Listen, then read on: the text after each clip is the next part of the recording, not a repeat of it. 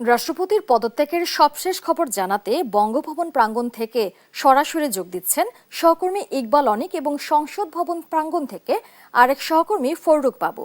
শুরুতে চলে যাচ্ছি অনিকের কাছে। অনিক, পদত্যাগ করার পর মোহাম্মদ শাহাবুদ্দিন বর্তমানে কোথায় রয়েছেন জানাবেন?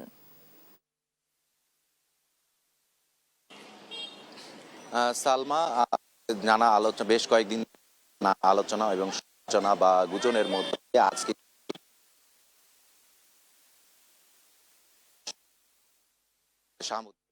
বিকেল ৫টা ১ মিনিটে স্পিকারের হাতে তার স্বাক্ষরিত যে পদত্যাগপত্র সেটি জমা দিয়েছেন। জমা দেওয়ার পরপরই কিন্তু তিনি সদ্য বিদায়ী রাষ্ট্রপতি হয়েছেন এবং তার দায়িত্বভার গ্রহণ করেছেন বর্তমান জাতীয় সংসদের স্পিকার হাফিজউদ্দিন আহমেদ। তিনি কিন্তু ভারপ্রাপ্ত রাষ্ট্রপতি হিসেবে দায়িত্ব পালন করেছেন। এর কিছুক্ষণ আগের ৪টার পরপরই কিন্তু হচ্ছে এই বঙ্গভবন থেকে রাষ্ট্রপতির একান্ত সচিব, সামরিক সচিব কিন্তু যে গাড়ি বহন নিয়ে বের হয়ে যান। তারপরে কিন্তু সেখানে সংসদ ভবনে গিয়ে কিন্তু স্পিকারের কাছে এই পদত্যাগ পত্র জমা দেন। তারপরে কিন্তু তিনি পদত্যাগ পত্র গৃহীত হয়। এই বর্তমানে কিন্তু এই বঙ্গভবন এলাকায় কিন্তু কিছুদিনের মতো যে আইন শৃঙ্খলা পরিস্থিতি রয়েছে সেটিও কিন্তু একদমই ঢিলেঢালা এবং স্বাভাবিক রয়েছে।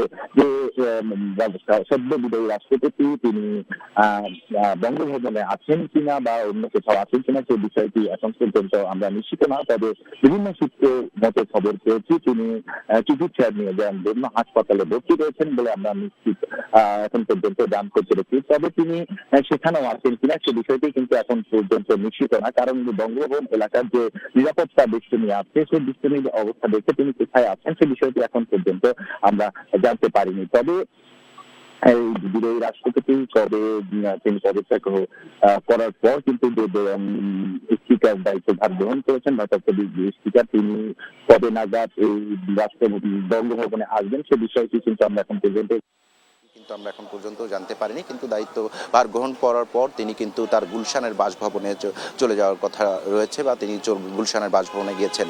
এই মুহূর্তে আমাদের সহকর্মী ফররুক বাবু রয়েছেন সংসদ ভবনে।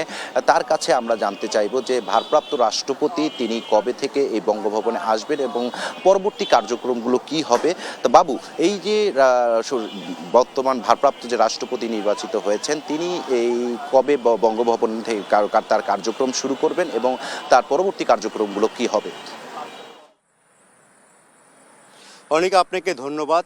ইতিমধ্যে আসলে যে রাষ্ট্রপতি, রাষ্ট্রের একটা রাষ্ট্রপতি সব থেকে গুরুত্বপূর্ণ পদ এবং রাষ্ট্রপতি ছাড়া একটা রাষ্ট্র চলে না, সেই বিষয় নিয়ে আসলে সংবিধানের যে নিয়ম রয়েছে সেই নিয়ম অনুযায়ী ইতিমধ্যে যে সংসদের শপথ কক্ষে সংবাদ সম্মেলন করেছেন বর্তমানে যে তিনি দায়িত্ব পালন করেছেন সংবিধানের সংশোধনী অনুযায়ী আসলে যে সংসদের যে স্পিকার রয়েছেন তিনি এসে বর্তমানে ভারপ্রাপ্ত রাষ্ট্রপতি দায়িত্ব পালন করবেন। ইতিমধ্যে আসলে বিকেলে সংবাদ সম্মেলনের মাধ্যমে স্পিকার হাফিজউদ্দিন তিনি জানিয়ে দিয়েছেন যে আসলে তিনি এখন থেকে ভারপ্রাপ্ত রাষ্ট্রপতি হিসেবে দায়িত্বভার গ্রহণ করেছেন এবং তিনি পরবর্তী যে রাষ্ট্রে যে তার দায়িত্বের যে কার্যক্রম রয়েছে সেই দায়িত্ব পালন করার জন্য তিনি সকল ধরনের প্রস্তুতি রেখেছেন। এবং সেই সাথে আসলে জানিয়ে রাখি যে তিনি সংবাদ সম্মেলনে তিনি আরও একটি ঘোষণা দিয়েছেন যে এখন থেকে যিনি রয়েছেন ডেপুটি স্পিকার এখন থেকে স্পিকার দায়িত্ব পালন করবেন। এবং এও জানিয়ে রাখি আসলে যে তিনি যে সংবাদ সম্মেলনে ভারপ্রাপ্ত রাষ্ট্রপতি হিসেবে তিনি সংবাদ সম্মেলনে যে বার্তা দিয়েছেন স্পিকার হিসেবে সেই স্পিচে তিনি বলেছেন যে তিনি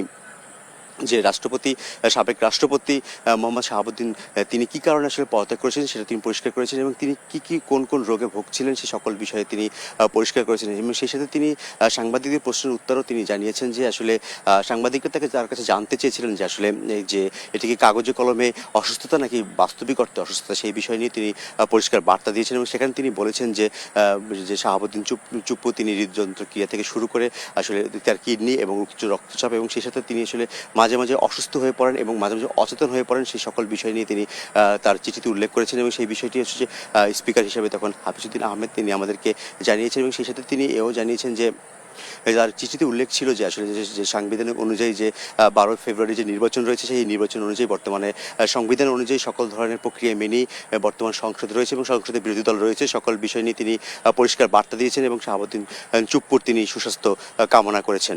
অনেক